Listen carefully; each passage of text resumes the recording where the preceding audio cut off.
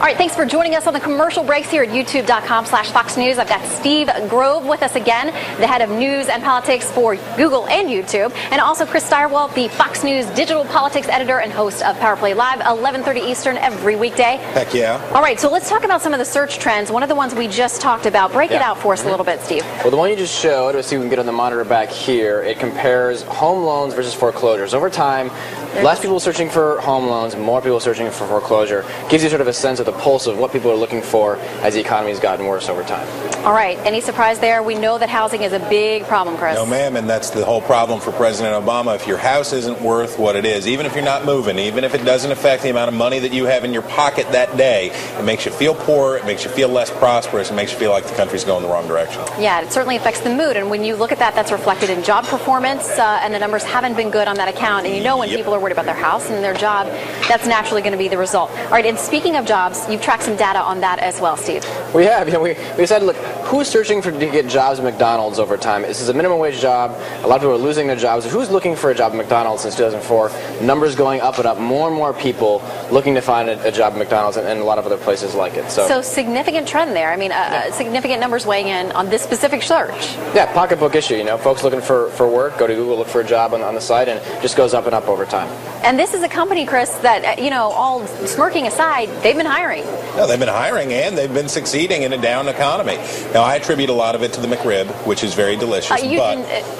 Come on, Shannon. They have many delectable delights. That would not be my number one. Is it your number one? Full-time McRib is what's needed to get this country back on track. No. But what you see, basically, that McDonald's, look, there are companies that can succeed in these downtimes, and there are candidates that can succeed in downtimes, and you're seeing on the Republican stage who can be that turnaround artist. All right, something else that you've introduced us tonight is this idea of word clouds. Yeah. Tell us about the latest one you've got and how it works. So we looked at the social issues category, all the people that submitted questions on social issues. We looked at all those words. What were the words they used the most when they're asking questions in this category? This word diagram shows that the larger the word, the more often that word was used and people were asking social issues questions. All right, so Chris, what pops out to you? Marriage and marijuana. The two M's. The two M's. The double M, you see them right there in the middle. It's the dichotomy of the Republican Party. It becomes more libertarian with each successive cycle. You see Ron Paul is wrecking shop, man. He is down there. The place is going wild for him. I mean, he has answers that even just 4 years ago that he was getting lit up for by Rudy Giuliani and other people. This time it's like, heck yeah. I mean, when he can answer a question about currency controls and get cheers in the crowd, you know that the Republican Party is getting more libertarian. But the core of the Republican Party is still very socially conservative, so gay marriage is an important issue. So the division inside the Republican Party isn't fiscal as much as it is on the social side. As it gets more libertarian one way, but another way it stays true to its roots. You know, and a lot of critics will look at this and say, hey, you have this whole 10th Amendment argument that you want to let the states do what they want to do, what they want to make decisions about legalizing drugs and about gay marriage and all these other kinds of things. But there are several of these candidates who take a federal position, something they would want to be national, on things like DOMA, defense of marriage, and others. All right, we will keep breaking down this information. Steve, Chris, great to have you along for the ride. Every commercial break, we'll look at more and more and see what folks at home are having to say. In the meantime, we're going to take it back into the convention center where Brett, Megan, and Chris are getting ready to give another round of questions to the candidates there. They're prepping, they're ready to go.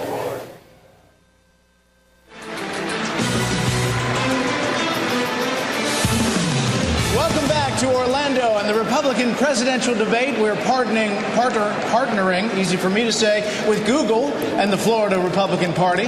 Now to the topic of foreign policy. And all night we've been showing you these word clouds. Take a look at this one.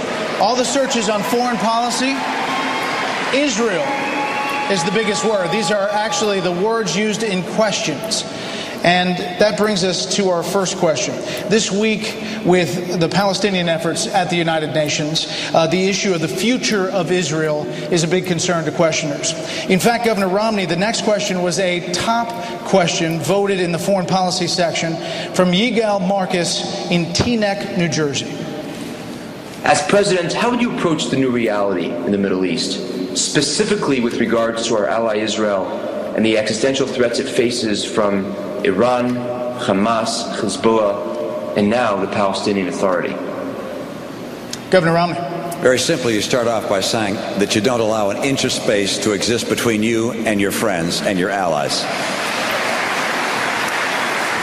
The president went about this all wrong.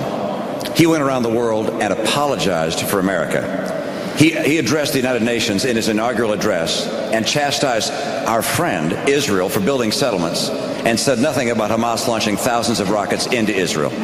Just before Bibi Netanyahu came to the United States, he threw Israel under the bus, trying to negotiate for Israel. The right course, if you disagree with an ally, you talk about it privately, but in public you stand shoulder to shoulder with your allies. The right course for us is not to try and negotiate for Israel. The right course is to stand behind our friends, to listen to them, and to let the entire world know that we will stay with them and that we will support them and defend them. And with regards to Iran, which perhaps represents the greatest existential threat to Israel, we have to make it abundantly clear. It is unacceptable, and I take that word carefully, it is unacceptable for Iran to become a nuclear nation. Thank you, Governor Romney.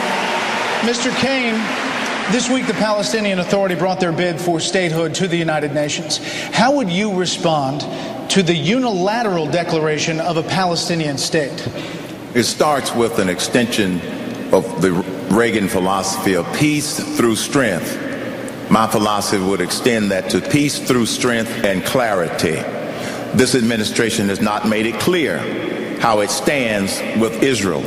When I was in Israel last month, I met with the Deputy Prime Minister, and he made it shockingly, chillingly clear that given everything that's going on, number one, Israel will defend itself with all of the tensions going on in the Middle East. And he also made it real clear that he wasn't sure how this administration stood when it came to Israel. I made it clear, which I would also make it clear to all of the other people in the world, that if you mess with Israel, you're messing with the United States of America. We will stand solidly behind Israel.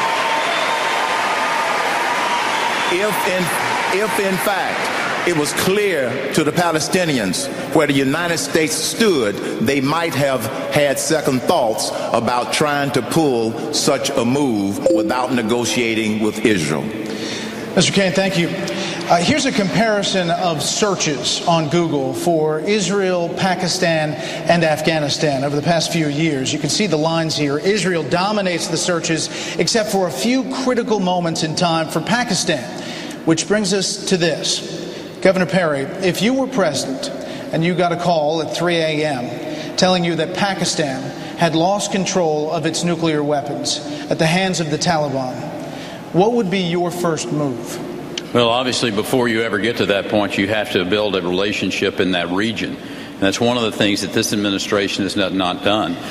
Yesterday, we found out through Admiral Mullen that Haqqani has been involved with, and that's the terrorist group directly associated with the Pakistani country. So to have a relationship with India, to make sure that India knows that they are an ally of the United States. For instance, when we had the opportunity to sell India the upgraded F-16s, we chose not to do that.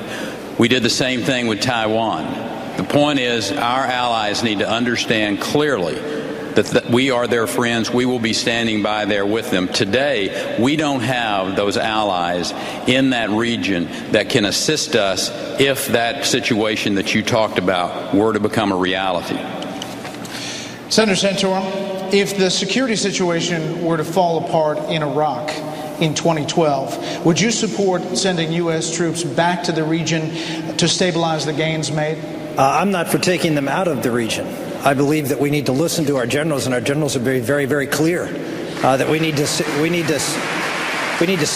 continue to stabilize the Iraqi government wants and needs our intelligence in particular, needs force protection. We need to have anywhere, I'm hearing numbers of 20, 30,000 troops potentially to remain in Iraq, not indefinitely, but to continue to make sure that this is a stable transition.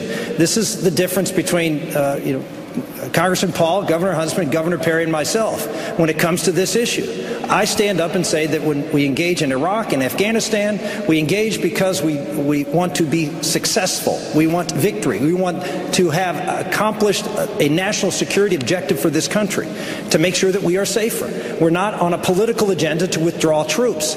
So the first thing is to make sure that we secure success.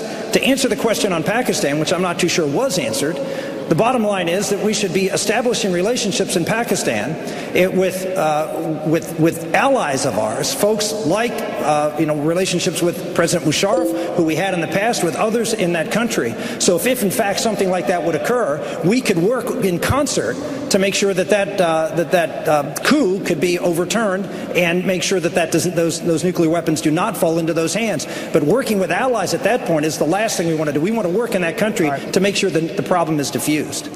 Speaker Gingrich, many of the foreign policy questions we received had directly to do with the U.S. economy as well when it came to the topic of foreign aid. Butch Russell had the top voted video question in the section of foreign policy. When are we going to get someone in the White House that can stand up to these other countries and say, you're not getting any more of our money? This is stupid. We send billions of dollars overseas to countries that hate us. Speaker Gingrich. I actually think there's a lot to that, and I've been a strong supporter of international assistance, but I think there are a couple of good reasons to review the whole program. First of all, I'd replace virtually all government-to-government aid with some kind of investment approach that encouraged American companies to create jobs that made both the United States and the other country wealthier.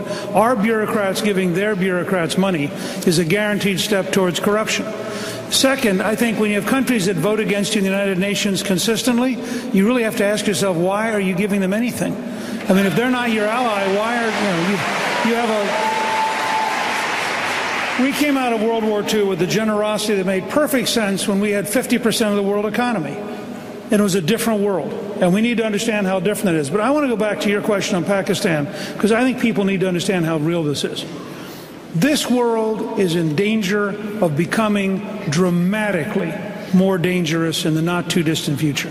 People talk about an Iranian weapon. There may be well over 100 nuclear weapons in Pakistan, and the example you used is not too far-fetched to worry about. Speaker Gingrich, thank you. Governor Johnson, here in Florida, charter flights from Fort Lauderdale to Havana, Cuba have resumed. Is there a problem with that? And what are your thoughts on U.S.-Cuba policy? I think the biggest threat to our national security is the fact that we're bankrupt.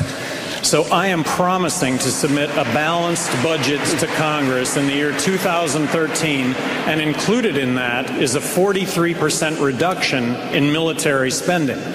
I think it's crazy that we have foreign aid to countries when we're borrowing 43 cents out of every dollar to do that.